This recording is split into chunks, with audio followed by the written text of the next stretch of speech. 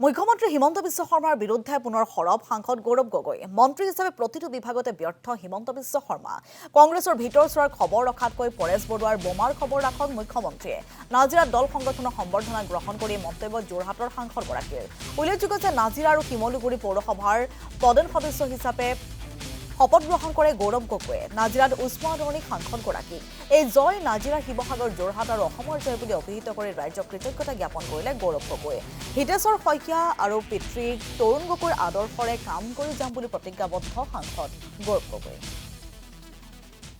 অসমৰ মুখ্যমন্ত্ৰীয়ে কয় যে কংগ্ৰেছৰ ভিতৰত কি হৈছে মই সব খবৰ পাওঁ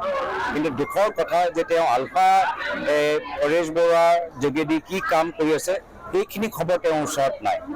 অসমৰ ৰাইজে তেখেতক মুখ্যমন্ত্ৰী বনাইছে কংগ্ৰেছৰ খবৰ ল'বলৈ নহয় কিন্তু আলফাই কেনেদৰে আমাৰ সুৰক্ষা ভেটি তেওঁলোকে দুৰ্বল কৰিব পাৰে সেয়া খবৰ ল'বলৈ আৰু সেইকাৰণে যিদৰে তেওঁ যিকোনো বিভাগৰ দায়িত্ব লয় প্ৰত্যেক বিভাগৰ ক্ষেত্ৰত তেওঁ ব্যৰ্থ প্ৰমাণ হৈছে গৃহ বিভাগৰ দায়িত্ব হিচাপে তেওঁ মন্ত্ৰী বা মুখ্যমন্ত্ৰী হিচাপে ব্যৰ্থ হৈছে মুখ্যমন্ত্ৰী মহোদয়ে